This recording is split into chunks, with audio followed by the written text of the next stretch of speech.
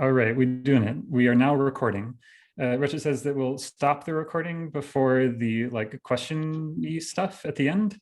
I will do my best to remember to carry that out. In any case, I am excited for this exam.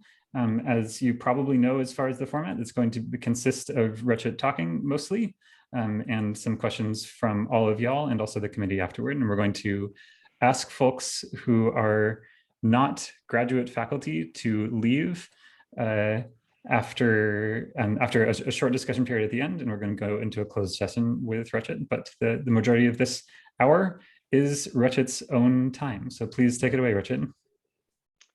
Thanks, Adrian. One extra thing, please be extra vigilant about muting yourself if you're not asking questions.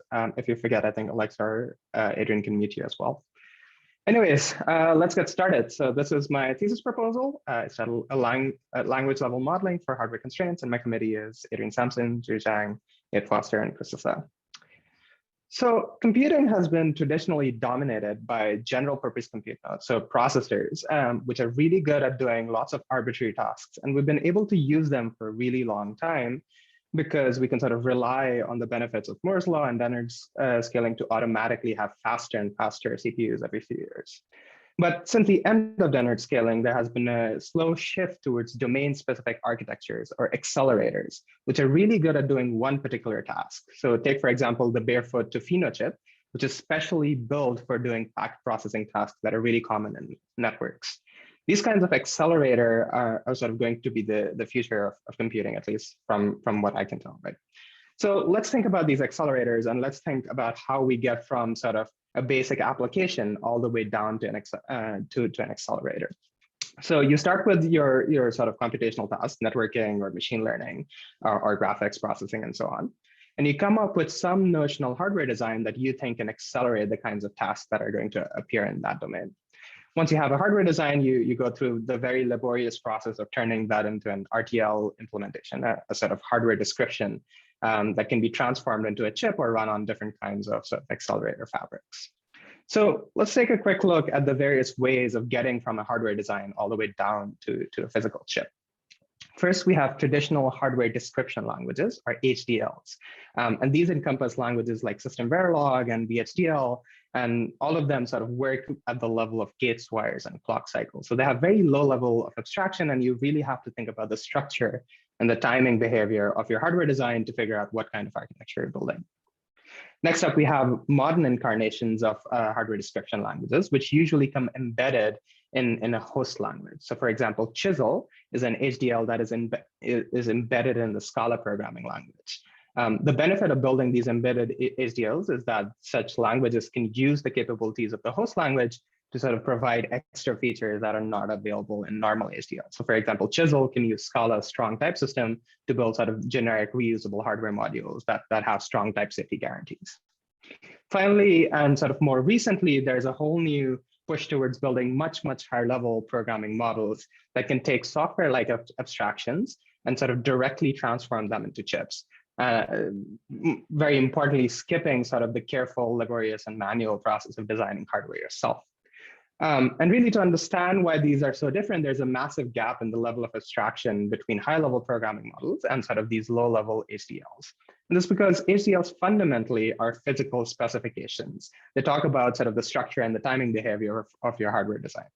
Whereas high-level programming models allow you to specify computational specifications, which means you really are working with logic, you're thinking about sort of happens before relationships, and you're writing down what looks mostly like a software program, right?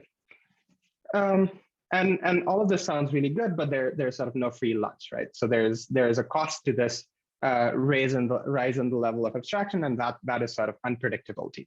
Now, unpredictability is a very catch-all term that I'm using here to sort of think about all of the problems that show up when you raise the level of abstraction. So think about sort of making a small change at the high level specification in sort of your high level programming model, and that having massive changes in sort of the generated physical specification. The inability for programmers to reason about these changes is precisely what I call unpredictability. And this sort of separation between computational and physical specifications is also sort of the difference between the two ways that software engineers and hardware designers think about designs, right? Software engineers are sort of building software really quickly. They're using sort of logical specifications and they can iterate on designs really quickly, whereas hardware designers, to build really efficient hardware, are very carefully thinking about the timing and the structure of their hardware design.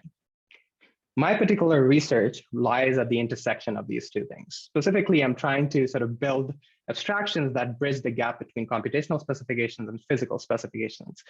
Sometimes I try to pull up ideas from the hardware description lands all the way up to software level languages and show that these can be beneficial in building high level programming models. And sometimes I pull down sort of common abstractions and the software like languages all the way down to hardware description languages and show that they can also have benefits. So this is a thesis statement of my research. I'm really arguing here for sort of modeling the hardware constraints of the targets we're working with at a language level. We can't just sort of ignore them. We have to model them at some level, and I'm arguing that we should do it at the language level.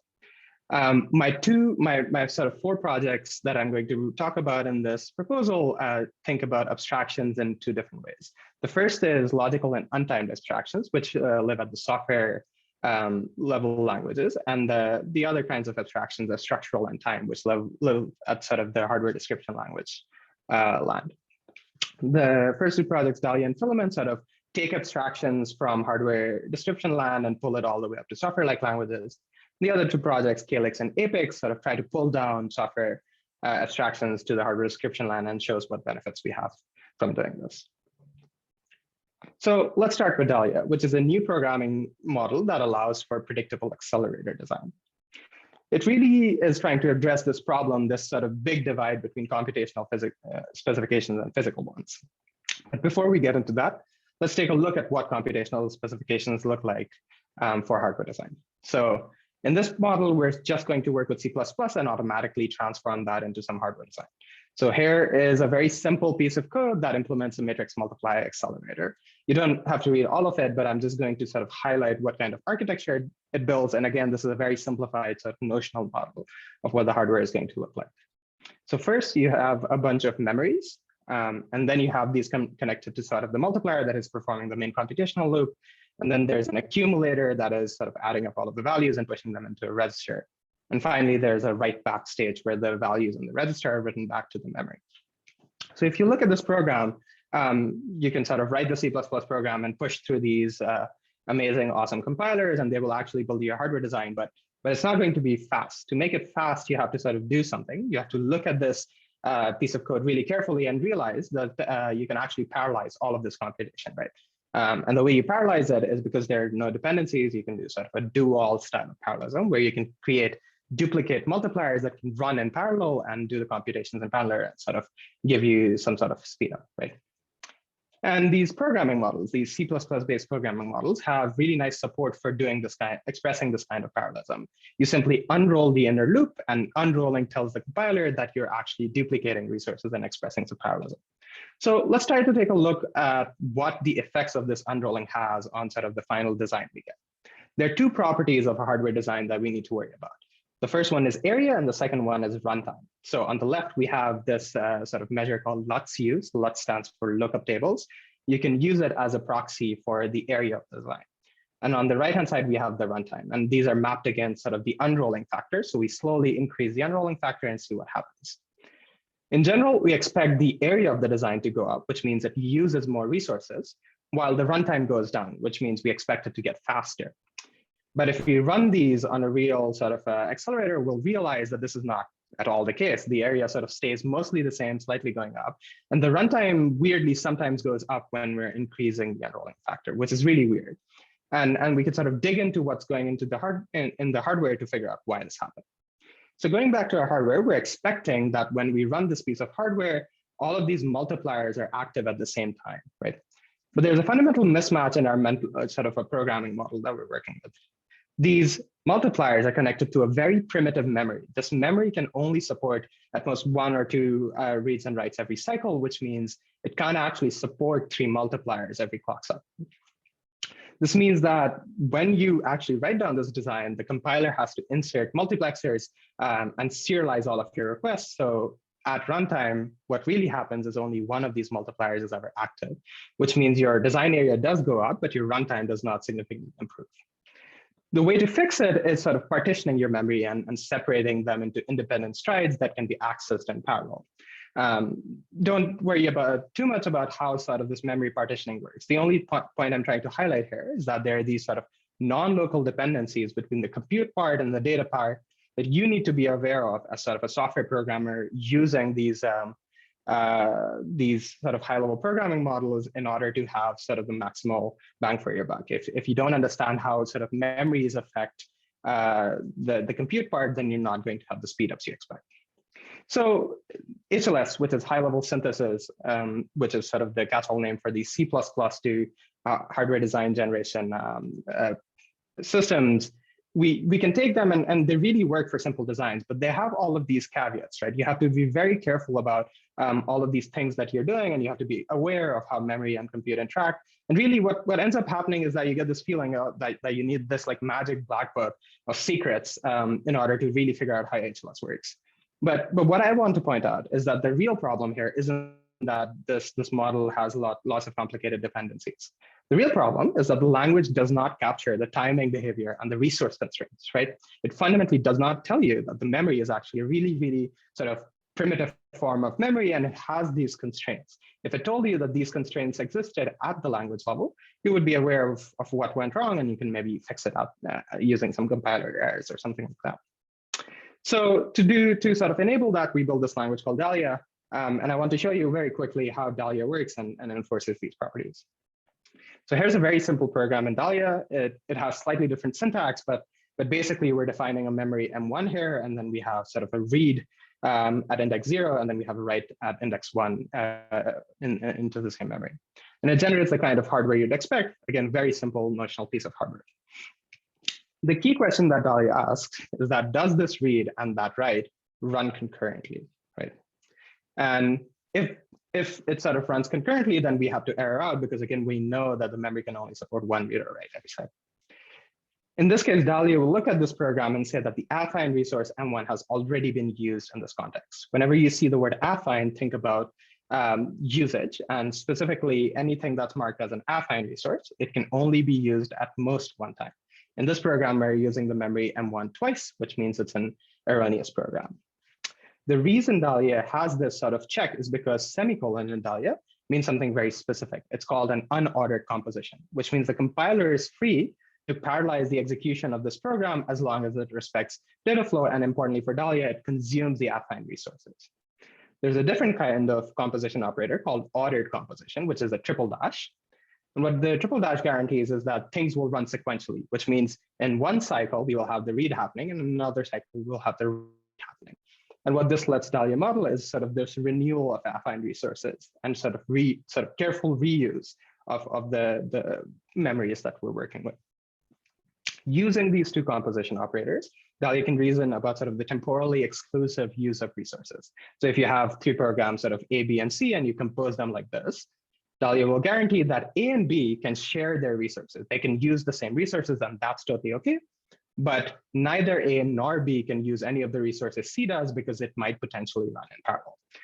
There's a lot of other things that go into Dahlia to make it sort of a more realistic language, but the key idea in Dahlia was that it captured the timing and resource constraints of memories, which are sort of the basic building block of all hardware designs. And it did this, and it allowed for sort of a predictable programming model where if you have a program that's going to have a bad area latency trade-off, like the one we saw initially, Dahlia is going to warn you instead, and then you have to sort of fix your program so that you at least know where the unpredictability is coming from.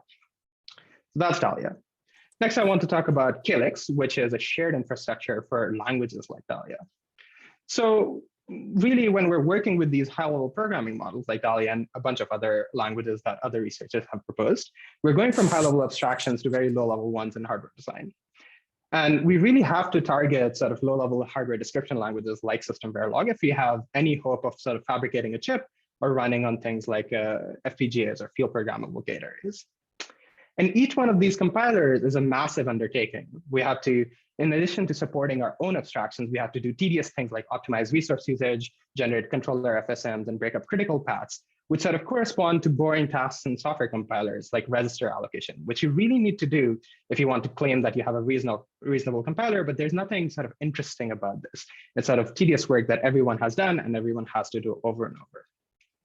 And for every compiler we built, we redo this work, which kind of feels like a lot of wasted work. So what we tried to do is build a shared infrastructure called Calyx that can amortize all of this work. You do all of this work once, you do it right, and then any programming language like Dahlia, which wants to build hardware designs, can target Calyx instead of directly targeting hardware description languages and reap the benefits of a shared infrastructure. If this sounds very similar, it's because languages like LLVM did this for software compilers, and Fertile did this for sort of hardware compilers. So LLVM is a software intermediate language, or an IL.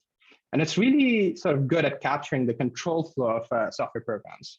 But it fails to be a good candidate for what Calyx is trying to do because it doesn't capture the structure and the timing of the program. And by this, I mean that in LLVM, it's very hard to express the fact that this plus operation is mapped to this specific adder. You can do it by adding a lot of metadata, but there's no in-language support for modeling structure and timing of programs. Fertile, which supports the Chisel ecosystem, which is one of these big embedded HDLs, captures the structure and timing really well because, again, it's sort of supporting HDLs. But it fails to capture the control flow of the program. And this is because in hardware design, control flow is encoded using structural elements like registers and adders. So if I want to sequence two program statements, I'm going to build sort of my own program counter on the side. I'm going to say when this value is 0, execute this sentence, and then when this value is 1, execute this other sentence, right? So there's no way to recover the control flow. And this is really important because there's a lot of optimizations that you can't do without the control flow of the program. What Calyx tries to do is come up with a unified representation that mixes both the control flow and the structural and timing behavior of the design. So let me show you how Calyx works, specifically starting by the control flow program. So in Calyx, we use a bunch of control operators like if, while, and power for parallel execution, which can be used to encode the control flow of the program. Next, Calyx allows programs to define their hardware data flow graphs and give subgraphs specific names. These names are used by control operator to specify a particular computation sort of corresponds to a meaningful action on their part. So the if block can say that, execute this hardware subgraph to compute my conditional. And then every control operator can sort of use the same subgraphs or name different subgraphs for their own computations. The way to define these subgraphs is first, we define all of the hardware subcomponents that make up these graphs. So we define registers, multipliers, adders. And we put all of these in the cell section of the Calyx program, whereas the control flow goes in the control section. Finally, the connections between these hardware modules go into the wire section, and we give names to connections using this abstraction called groups. It is precisely the names of these groups that become sort of the invocations from the control section. And really this sort of weird mixed representation where you have control on one side and sort of purely structural information. The other side is what lets Calyx do optimizations that are really hard to do in languages like LLVM or Fertile. Let me give you one quick example of an optimization like this in Calyx. So here's a very simple program where we are invoking two different hardware subgraphs from branches of a conditional operation. And from what we know about conditional operations, we know only one of these can ever execute, which means these two adders never run in parallel, right? This is a control flow fact. Because we know conditionals never execute both the branches at the same time, we know things can't be run in parallel. Once we know this, we can do this operation where we share the adder, where we sort of try to combine the uses of this adder because they'll never need to execute in parallel and sort of save the design area. We can minimize the resource area of our design without affecting its semantic correctness. And this is a structural operation because you need to know which add operations map to which adder in order to do an optimization like this. Calyx makes it easy to express these control flow-oriented optimizations, also makes it easy to sort of rewrite programs to have this kind of sharing properties. So Calyx at a high level unifies control flow and structural representations, and we sort of demonstrated its effectiveness by building two front-end compilers, building a suite of control flow optimizations that are usable by any front-end that targets Calyx. And finally, we demonstrated that Calyx can be used to generate synthesizable hardware designs. And that work was sort of published at ASPLOS this year. So this is all of the work I have done previously. Before I dive into my proposed work, I want to take a moment to take any questions if you have any.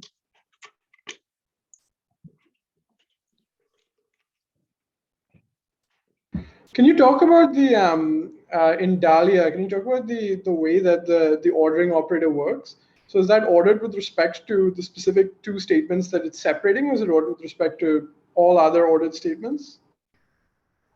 That's a good question. I think it's the latter, where you can nest the ordering statements. So you can have something like A semicolon and then in brackets B triple dash C, and B and C will run in order. So first B will run and then C will run, but there's no guarantee of when A will run. It can sort of overlap arbitrarily with B and C's execution.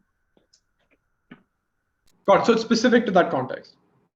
Yes, it is specific to that context. And this is sort of really important because the other thing that you could do is you could have these global sort of synchronized statements, and then you start getting back into what you already have to do with hardware description languages, where you have sort of a global clock sitting on the side and telling you what happens at every statement. We didn't want to go all the way there, so we use this like lexical ordering operation that imposes sort of a partial order on the program, and it uses the context to do that. Got it. Thank you. Yeah.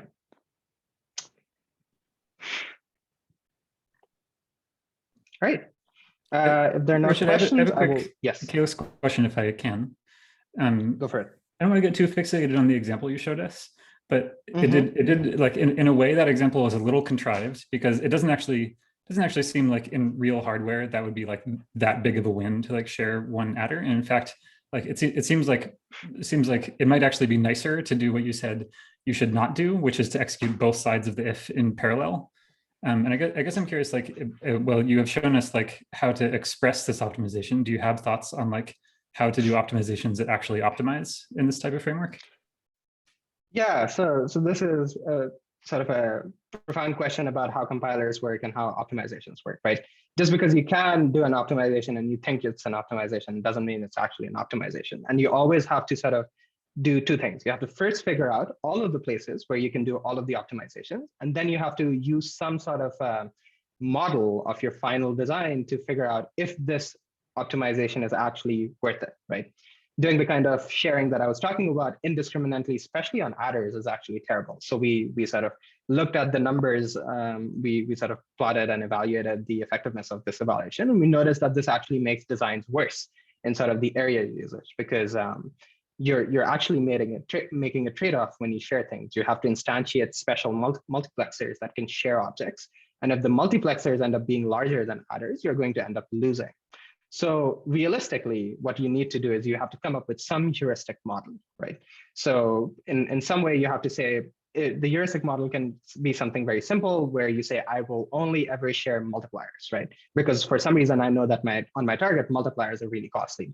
Or you sort of come up with target-specific heuristics, where you say, on this sort of FPGA board that I'm targeting, multipliers are cheap, but registers are expensive. This is completely made up. FPGAs don't have this actual trade-off. And you use those heuristics to drive what optimizations do.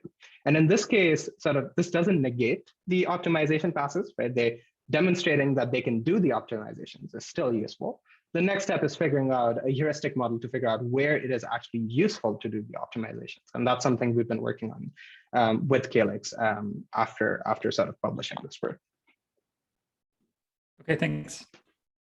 Rashid, can I ask a quick clarifying question on it?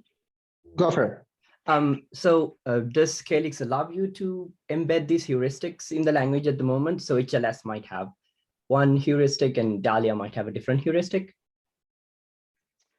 Yeah, so there are two ways to embed heuristics, right? There's sort of, you come up with some external file that says, here are all of my calculations that I did for how costly everything is. And compiler infrastructure should take that file in and parse it, and for every run sort of use that heuristic model. Calyx does not do that. In Calyx, you can write sort of an arbitrary Rust function. Calyx is written in Rust. And use that as your heuristic, but there's no sort of extensible heuristic sharing mechanism in Calyx as of yet. That's something we will explore as we start targeting more backends, but because we targeted one very specific set of backends, we haven't had yet to build the capability into it. But I don't think it's sort of a profoundly hard thing to do. I think many compilers do it, and we can do it too. Yeah, cool, thanks. Great. I will move on. If you have more questions, I will take them at the end of the talk. So the next project I'm going to talk about is Filament. which is sort of a new proposal for hardware description language that allows for certain kinds of interface reasoning. So imagine a sort of a bold new world where we have all of our languages compiling down to Calyx, right? We have Dahlia generating awesome Calyx programs, and then we have other languages generating other components in Calyx that we can sort of all connect together and build an amazing new hardware design. The question you will immediately run into as soon as you have it, sort of two languages compiling to Calyx and trying to call each other, you'll have to figure out how to interface with the sort of these modules, right? What is the coding interface that Dahlia should use when it's generating its program, such that it can sort of call a component that was designed in this other language called Etherling, right? Before we dive into sort of what these interfaces look like, we should look at some concrete hardware interfaces and think about the kinds of properties they need to expose to be sort of used by different program contexts. Whenever I refer to program context, I want you to think about sort of the thing that is calling or the thing that is using a particular hardware component, right? Whenever I say context, that's what I mean. So let's look at a very simple interface for an adder. Here's an adder. It takes two inputs, left and right, and it generates one output. And this adder has a latency sensitive interface. And what latency sensitive means is that you have a precise amount of sort of cycle level specification of how long it takes to generate the output after the input is given. So in this case, when you provide left and right, 3 cycles after the output is generated. This is very made up. Adders don't work like this in real circuits, but I'm just going to use that as an example. The other kind of interface we can have is a latency insensitive one, where instead of telling you exactly when the output is going to be available, I'm going to say, here's an extra wire. It's called a valid wire. And when the value on this wire is 1, that's when you should start reading the value in the output, right? And these are two very different sort of kind of interfaces.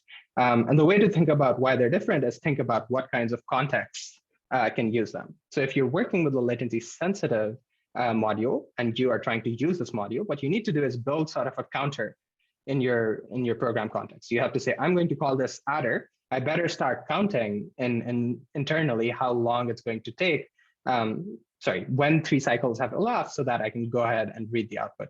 There's no way for the adder to signal to me when the data is valid. So it is my responsibility to figure out when the value becomes available. On the other side, we have the latency insensitive interface, where we need to read sort of a wire. We need to read this valid wire to figure out when the data is available. And the context needs to do something very different. It needs to say that I'm sitting here, I need to wait for this valid signal. And as soon as it becomes high, I'm going to read the value out. So these are the kinds of interfaces we need to express. And sort of the property I'm trying to point everyone towards is that there's a sort of temporal nature to these interfaces. There's a notion of time.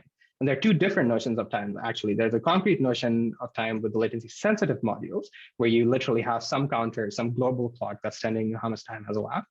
And then there's an abstract notion of time, where you have some signal that by observing the signal, you know some time has passed. And after that time has passed, you can sort of read the values you wanted to read. So this is what the kind of interface we'd like to express. Let's take a look at what we have access to today, the kinds of interface specifications we can use today to sort of model hardware modules. So first one are the interfaces you will find in any traditional hardware description language like System Verilog. And they're very sort of primitive, right? You can specify how big the wires into the System Verilog module are, and big in terms of sort of the bit width of the wire. And you can specify this for both inputs and outputs, but that's really all you can do to a first approximation. You can seriously only specify the size of these modules. Next, we have languages like Chisel, which allow you to basically tag various wires with specific sort of tags that enforce that you don't connect the wrong kinds of wires together. So if you have a wire that has been tagged with clock, it ensures that only clock is ever connected to it. And it provides some nice abstractions to automatically construct these interfaces and use, for example, Scala's type system to figure out that if you connected something that was supposed to be a clock to a Boolean and error out if you do that. And this helps you sort of at least figure out sort of very simple bugs where you've connected the wrong wires, but it really doesn't give you a whole lot. More academic research on this has tried to generalize this principle of tagging wires with various things and connecting them. But again, this is not really capturing the kind of temporal properties we want. Finally, there's sort of a complementary line of research that is trying to sort of build interfaces that enforce correct by construction properties, where you say that if I build a circuit, it will be absent of certain problems. So a very recent paper at PLDI this year built this sort of infrastructure where when you build an interface and connect your hardware design, you'll not have these things called combinational loops, which are bad and we want to avoid them, but I'm not going to explain why. Again, none of these really capture the kind of temporal properties we're looking for, so there's something missing. And that's what Filament is trying to do. It's trying to build a way to specify temporal interfaces. And I want to describe the kinds of properties we're going to look for when we build Filament. So first of all, it needs to be expressive in that it can express both latency sensitive and insensitive interfaces. It should be protocol enforcing, which means if I take a latency sensitive module and replace it with a latency insensitive one, Filament should immediately cast that as an error. It should say, hey, you're counting up to 3 here and then reading the out value, but that's not how this interface works. You really need to look at the valid signal to figure out when the out is available. And that's an error that Filament should immediately capture and tell you about. Finally, Filament should reject structural conflicts. And this is sort of a deeper point about how hardware works. Hardware modules are allowed to sort of execute in a pipeline fashion such that they're processing multiple inputs at the same time. And there are some certain well-formedness constraints that must be obeyed if you want to process data in this form. And Filament should capture errors of this form. I'll talk more about this particular issue later down the slide deck, but this is also a property we care about. All in all, the user experience that these properties should give a programmer is that you can very carefully design your completely latency insensitive hardware design. And every time you switch out sort of one module for latency insensitive one, or you change sort of the pipelining factor of your hardware module, Filament should immediately point out all of the places you need to fix to make that module work. And this is very similar to the experience we expect from software compilers today. So if you have like an object and you remove a field from it in say Java will tell you all of the places you were accessing that field, and it'll tell you that you need to remove these or change these in order to work. That's the experience I want hardware designers to have too, where like a small change can be tracked by the compiler and it can tell you exactly what can go wrong at runtime and you can fix it. So in order to get these 3 properties, we're going to sort of have 2 things that we're going to reason about in our time-based interfaces, 2 properties that we need to enforce. The first one is that whenever we read from a wire, it has a valid piece of data being written to it. So in this very simple example where a counter is connected to what's called a MAC unit, the counter is sort of notionally doing a write on its side. It's sort of putting a value on a wire, and the MAC is doing a read. And what we better ensure is that this write is alive or is being done for at least as long as the read was active. If we don't ensure that, then the read might, well, read a garbage value and sort of compute on wrong set of data. The second property that we care about is that component uses don't conflict. And this is going back to the structural property, where if the MAC unit is being used in this sort of pipeline fashion, we better ensure that it's being used in a way so that the inputs never conflict with each other and cause sort of structural problems. So we're going to think about these properties from the perspective of a very concrete example. So we're going to look at a multiply accumulate unit or a MAC unit, which performs the computation A times B plus C. And we're going to see what kinds of properties show up in the wild when you build one of these MAC units and you have to program against it. So here are sort of the validity conditions for all of the wires. You don't have to read them. I'll go through them one by one. And then here's sort of the structural requirement of the MAC unit. And these are very sort of informal properties, but the important thing here is that all of these are specified in terms of the input and outputs of the module. And this is a very classic thing to do in hardware interfaces where you specify the internal state of a hardware module using its interfaces. And that's what's going on here. So let's look at these properties one by one. So the first one that we have to ensure is that when we set the go input to high, we have to ensure A and B have valid data. On my left, we have this interface for a component. The way to read it is the inputs are sort of at the top before the arrow. So A is an input with 32 bits, whereas out is an output with 32 bits. And what we're trying to do is enforce a property that, again, when go is high and we have valid data. So in order to sort of model when go starts being high, we're going to parameterize this module with a parameter G. And this G is universally quantified over sort of all of the start times. This is sort of pointing to the fact that filament is a type and capability system. So we're going to reason about these properties in terms of types. So Mac is going to start at some time G, and then Go is going to be valid from time G to G+1. And this +1 is sort of at the cycle level. So this says that you should start putting value 1 on Go at time G, and you should keep it there for at least as long as G+1. Once we have this, we can very quickly model this constraint where A and B should be available for one cycle exactly when sort of Go becomes valid. The next property that we have in our specification is 2 cycles after setting Go to high. We have to ensure that the input C has valid data. And again, this is no longer very hard to do because we have access to a handle for when G becomes high. So we're going to say that C needs to have valid data from G+2 to G+3. The next property we have is sort of the latency of our module. And it says 3 cycles after setting Go to high, the data on out can be read. And again, this we can model by saying at time G+3, we have the output available, right? And this is capturing the latency sensitivity of the interface we looked at. Now, to demonstrate to you that this is an expressive system, I also want to show a latency insensitive interface. The way we'll do this is we're going to have yet another parameter, and this is going to be an existential type, which captures sort of the abstract latency of this module. An existential type, whenever you hear the word, is basically saying that the module knows how long L may be, but the outside world does not. So the only way to figure out if L time has passed, so as to say, is to look at some signal in the module and figure out when that time has passed. So if you look at sort of the interface of valid, it says valid will become high from G+L to G+L+1. And really, because there's no way to construct anything of type L, because again, it's an existential type which is only known to the component, the only way to construct it is by looking at the valid signal. And we have sort of immediately enforced this protocol enforcement property where if you replace a module that had a precise time with sort of an abstract time like L, Filament will say to you that, hey, you really need to look at the valid value before you can prove to me that L time has passed and it's safe to read the value on out. So this is how Filament is trying to be more expressive than previous systems. The final property, and this is one of the structural properties, is that 2 cycles after setting Go high, ready will become high. And what the ready signal indicates to the world at large that is using the Mac unit is that you can re-execute this. You can send in more inputs, even though you haven't seen all of the outputs from this module yet. I'm ready to process more things, right? And this is a property we need to enforce. But before we can enforce it, we really have to look deeper within what a Mac unit is, right?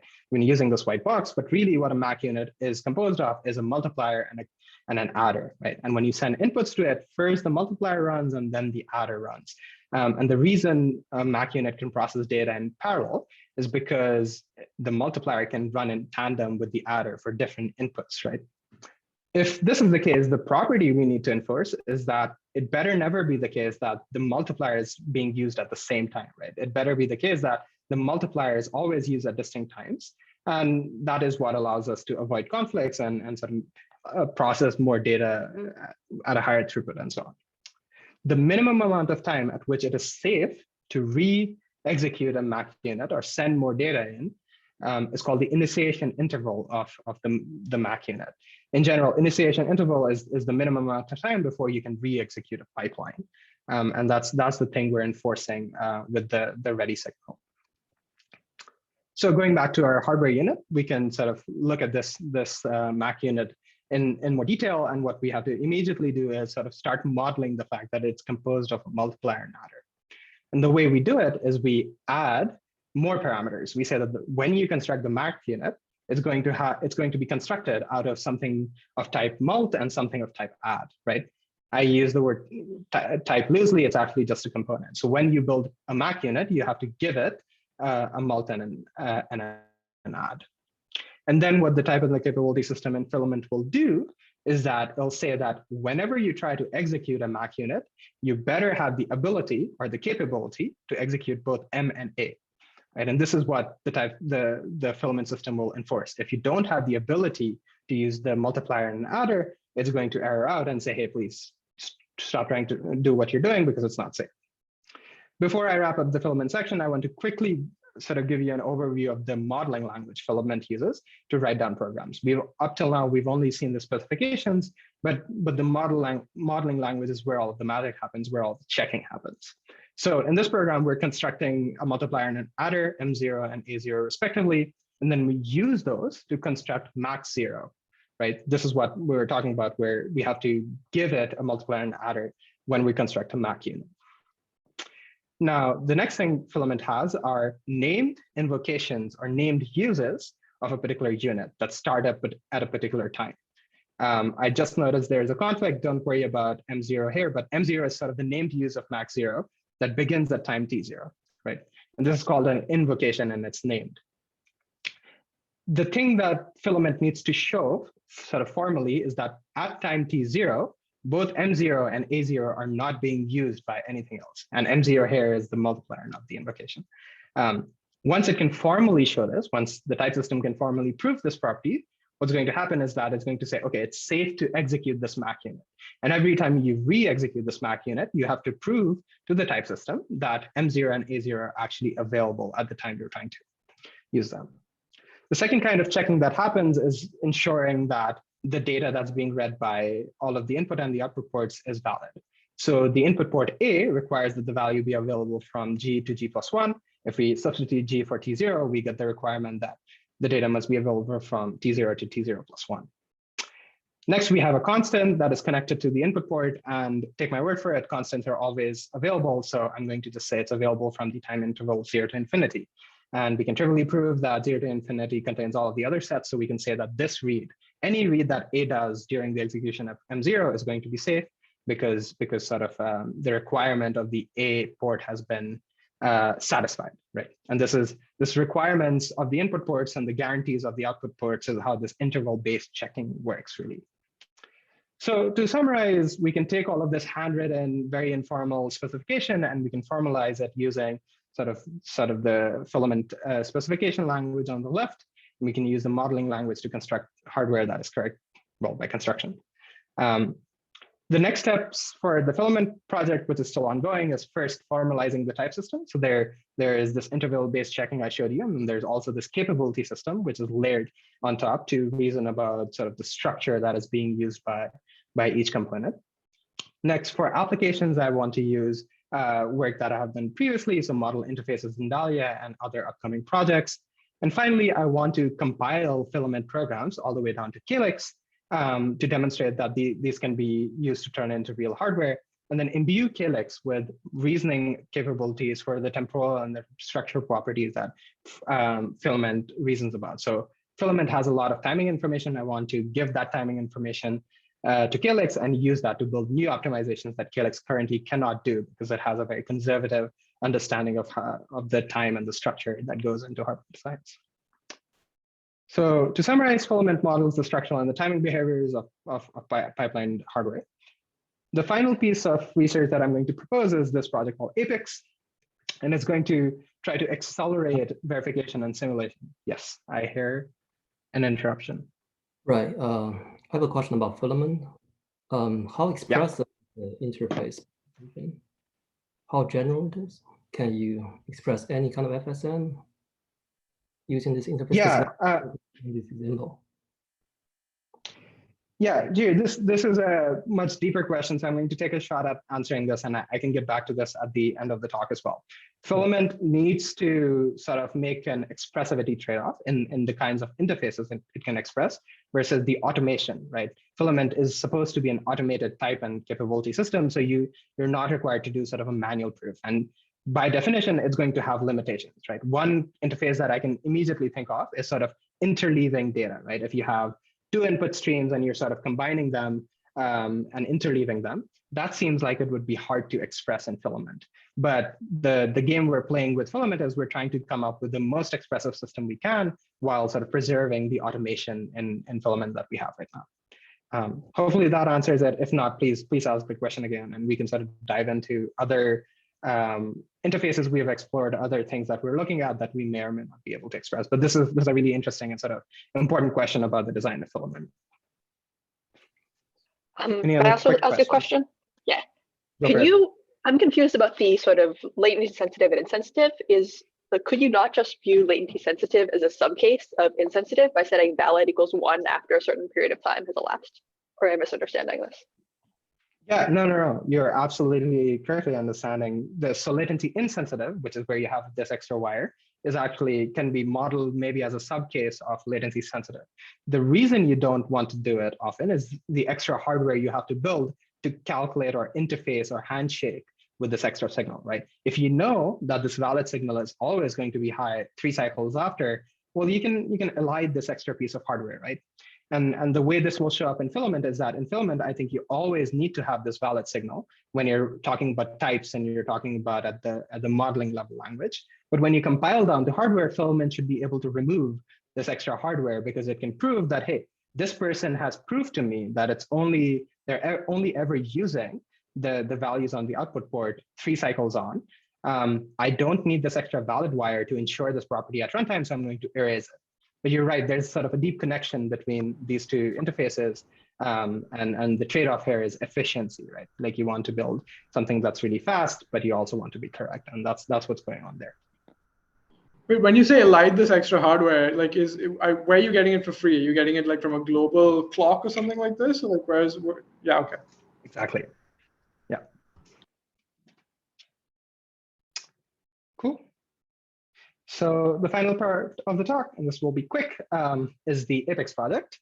And Apex is sort of trying to accelerate simulation of hardware modules. So simulation is the primary way we test hardware before we map them onto FPGAs or sort of map them into real physical chips.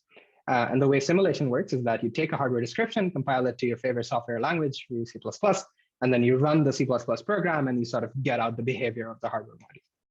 And the really hard part, the challenging part of simulation, software simulation, is that you may have to simulate the entire circuit every cycle, right? And this is really costly because circuits are massive and any small change in one part of the circuit may propagate downwards all the way to other parts of the circuit. And you have to track these changes and sort of have simulation be slowed down because you're always doing this. On the other hand, we have known for a long time that most real circuits don't change most of the time, right? And if there's a simple way to sort of take advantage of this fact that most circuits are not changing most of the time, we can really accelerate simulation. We can say that I'm not going to care about any of these parts because I know that they're not going to change. I'm going to get sort of free speed ups by just simulating the parts that I know to be active. In fact, people have shown that on general circuits, you can do this. The most recent work was out of UCSC by Scott Beamer, where they built sort of a toolkit for the Chisel hardware description language, showing that you can carefully build extra hardware and extra simulation infrastructure to sort of figure out which parts of the circuits are not going to be active very conservatively and get a speed up of an order of magnitude, right? Which is nice, but it's really still not capturing all of the speed up you can get. One of the insights that we're trying to use is that in languages like Calyx, where you have an explicit notion of the control flow, you always know precisely which part of the circuit is going to be active. You have much more sort of control and information before you even start simulation of what parts may be active. And what we want to do is use this explicit control flow to speed up the simulation. And we really want to show that by just adding like a little bit of control flow information, you get a lot of speed up and you get a lot of sort of control simulation speed up. There's a sort of an analogous problem in formal verification of hardware where you want to take a piece of hardware and you want to mathematically or formally prove it correct by encoding it into some theory of sort of, let's say SMT or SAT or something like that and show that it's correct. Again, because you must reason about the entirety of the circuit every cycle, you have this problem where your encoding really blows up and you have to worry about sort of somehow scaling this verification, automated verification somehow, and it becomes really hard. Again, the observation here is really the same one. If you know precisely which parts of the circuit are active, you can ignore reasoning about the rest of them. Right? And again, we want to leverage Calyx's explicit control flow language to sort of model this fact and demonstrate that just by adding a little bit of control flow, we can get a lot back. So Apex is trying to speed up simulation and verification using explicit control flow. That is sort of all of the work I have done and I have proposed in my thesis research. I hope you found this useful. Before I wrap up, I want to quickly thank all of the people who helped my research. especially Sam Thomas, who has been sort of steadfast collaborator, and he has contributed a lot of work to Dahlia and Calyx projects, and is now going to continue doing awesome work at UT Austin as a PhD student. Also, special thanks to Alexa, Drew, and Jonathan, who not only gave feedback on this presentation, but almost all of my published research and presentations, and my graduate collaborators, as well as all of the undergrads who have suffered my mentoring for a really long time. Thank you for all of your attention, and I'm happy to take more questions.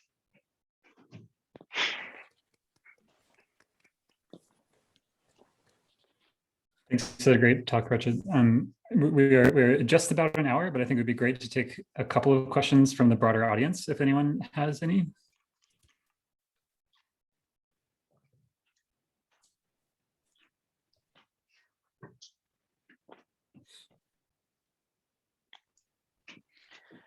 May I ask a question?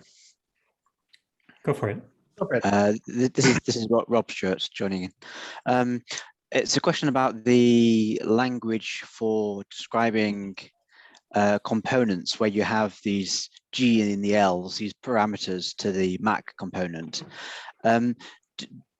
It's a question about the expressivity of the language.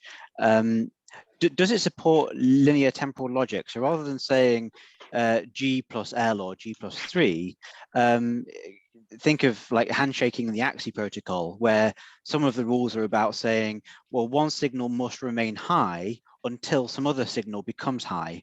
So does your language allow you to specify linear temporal logic properties that you can then check within the type system?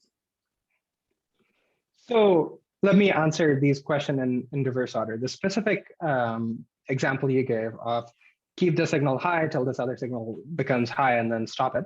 You can already encode that in Filament by saying that, let's say I is the abstract timestamp at which the output signal becomes high, at which point you have to stop the input signals. You can say that the input signal is active from time G to G plus I, and at the output signal becomes high at G plus I to whatever, right? And what you need to do is you need to observe the output signal, and you have to sort of prove in the context that's using this module that the input signal is only driven for as long as I, right? And the way you do it is you construct the I value by looking at the output, and then you ensure that the input signal is only driven from G to G plus I. The broader question of encoding LTL properties, linear temporal logic properties, is really interesting. It also goes back to what Drew was asking. In general, you might want to encode arbitrary sessions, right? Like arbitrary sessions of handshakes. You might say, I give you this, you give me back this, then I give you that, then you give me this, right? And these can be encoded with sort of general session types or LTL-like properties. That's not something we have currently looked into, but obviously there's a long history of doing hardware modeling using this. One of the key things that gives us the stop is we want to build composable interfaces. And we know that like, while we're building LTL-like systems, there might be a compositionality problem. So that's something we're thinking about carefully, but I want to be careful and say that we don't support general LTL properties just yet. I hope that is at least an answer, if not a fulfilling one. Yeah, thank you. Maybe one more question before we go into the closed session.